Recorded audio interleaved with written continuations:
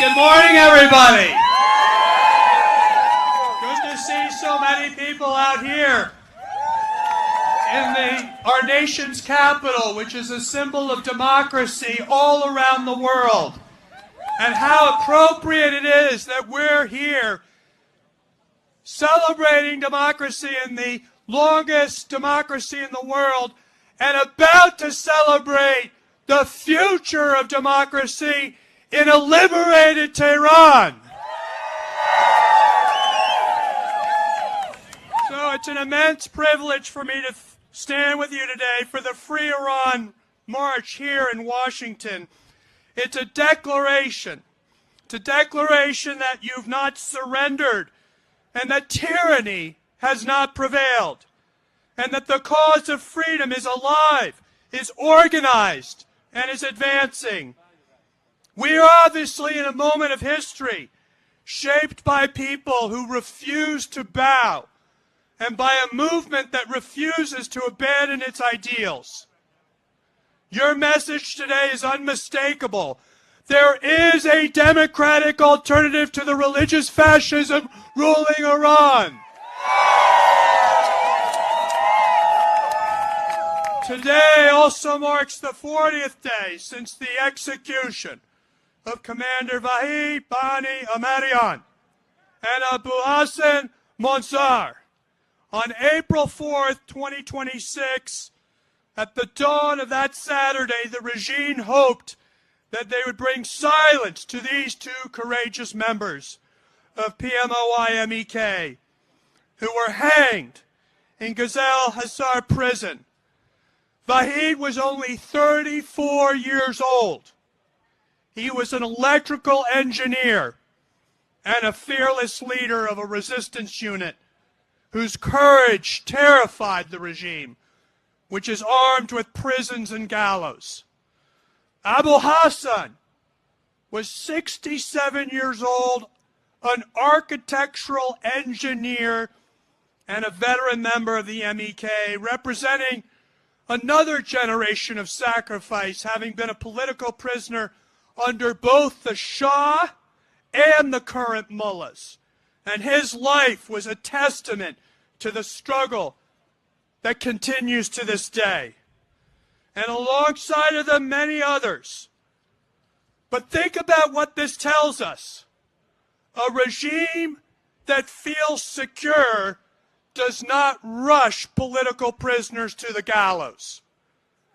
A regime that is confident in its future does not execute engineers, does not execute students, does not execute workers. These executions reveal not strength, but they represent a deep-seated, paralyzing fear. A fear of another nationwide uprising. Fear of a generation that has already rejected their dictatorship in all its forms. And yet, even facing death, Vahid and his comrades did not bend. They stood defiant, transforming the gallows into a platform of resistance. Hasser, Hasser, Hasser!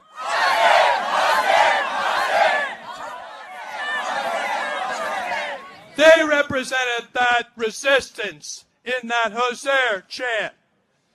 But you know who else does? Ashraf 3.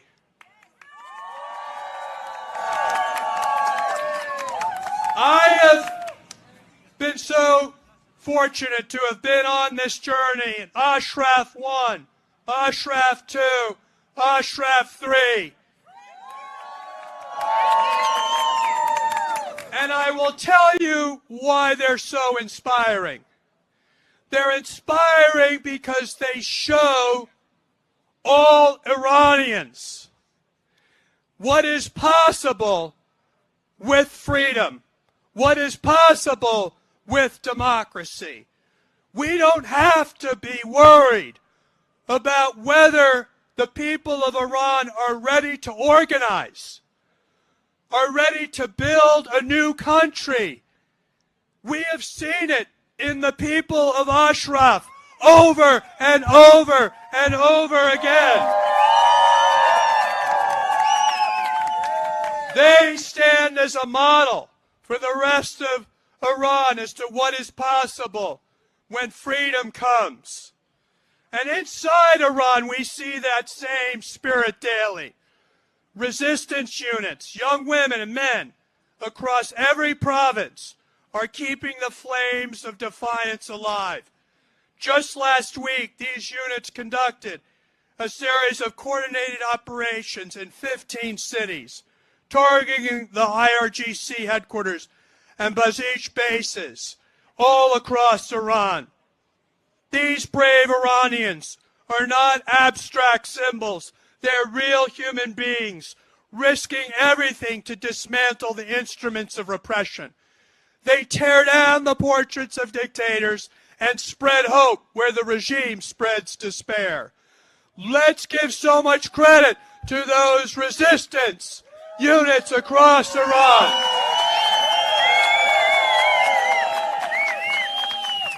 And it's good to mention that they are but the children and grandchildren of countless martyrs that have died year after year since the mullahs came to power. Think about the brutal crackdowns we saw and witnessed them most recently in the most recent uprisings. But these uprisings are but a continuation of the uprisings we've seen over the last 60 years.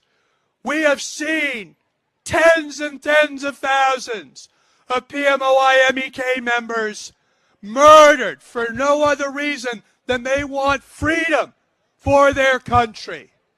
And at times like this, when it feels as though we are maybe at the doorstep of a new Iran, let's remember all those martyrs who brought us to this moment.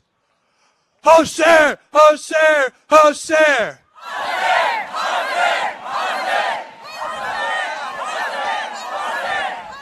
So the message of the Iranian people is simple. Iran belongs to the people, not the tyrants. Not to monarchs, not to those who exploit religion to justify oppression.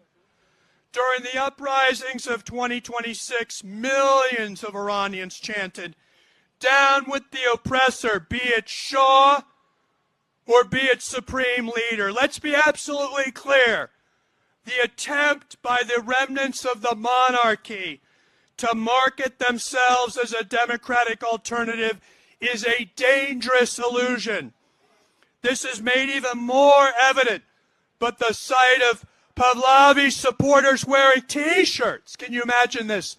Jackets emblazoned with the insignia of the Shah's dreaded secret police, the Savak. Can you imagine? The baby Shah is out there, and his supporters are wearing the symbol of their torture chambers. Their torture chambers. How in the world can we say we condemn the IRGC, we condemn the mullahs, but then we ignore history of the Shah?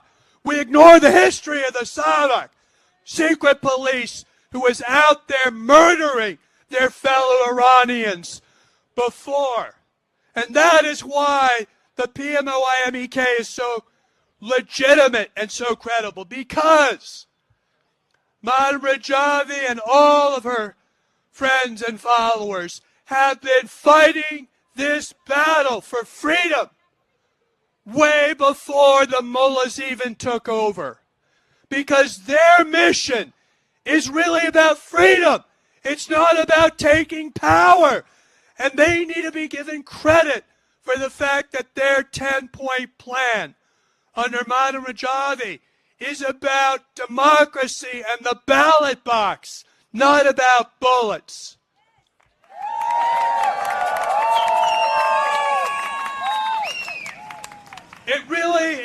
a sign of the kind of future that all free people around the world should want for Iran. They should want free elections. They should want the people being in charge, not the mullahs, not the secret police, not the Shah, not the monarchy, not the dictators, but the people. But the people. They want separation of church and state, religion being used as a tool of oppression through these mullahs, through the Islamic fascism. This isn't Islam, it's fascism. And to have gender equality, and who better to help usher in a new day for Iran than a woman of the might and power of Madam Rajavi.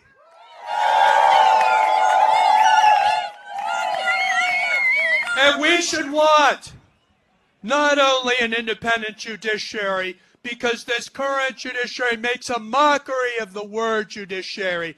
They rush people to the gallows and to the torture chambers.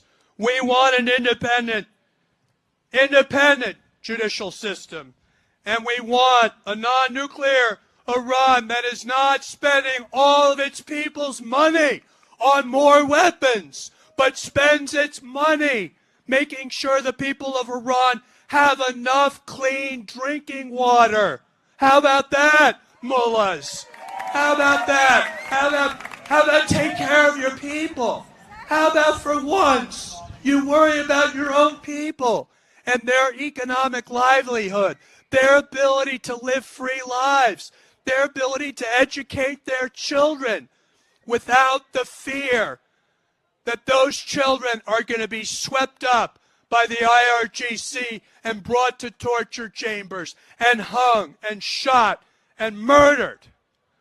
What are we thinking about? This regime not only is acknowledged to be the world leader in state-sponsored terrorism, which means it's a threat to every single freedom-loving country in the world, but most importantly to the people of Iran, and what should be important to all of us as human beings, is they are the largest and most prolific state that takes the lives of their own people by being the #1 country in the world for executions of their own people. Imagine how it is that this fight for your freedom is not only about liberating the world from the threat of a tyrannical regime that terrorizes the world through all the state-sponsored terrorism. It's about liberation for the people of Iran, because they are the truest victims of the terror of the mullahs and their IRGC. So we have seen the names of those around here who have given up their lives. But I want to say to you, thank you for making sure their names, their faces, and their families are never forgotten. Because those that pulled the trigger, those that hung them, those that tortured them will never be remembered. Instead, it will be these brave martyrs who brought about the day where people could live in freedom, freedom from the fear of a government that doesn't respect human rights. It'll be those martyrs that will be celebrated in a new Iran led by democracy, and a democracy that will be made possible because of the resistance and because of the National Council on the Resistance of Iran. That has been an organization that has done a masterful job at pulling together all different types of communities who want to see a new Iran. And to their credit, Madam Rajavi has been masterful in organizing a new political movement. And those of us in our country, in the United States, and those in Iran should be so grateful that there is a woman and an organization that is ready to usher in a new future for Iran. And you cannot get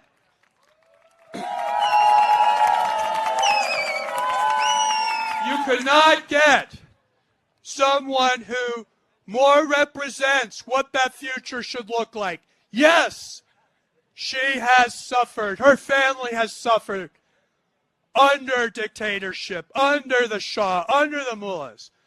But she is a kind and gentle person who cares with all her heart about making sure that democracy, love, compassion, and tolerance are the order of the day for the future.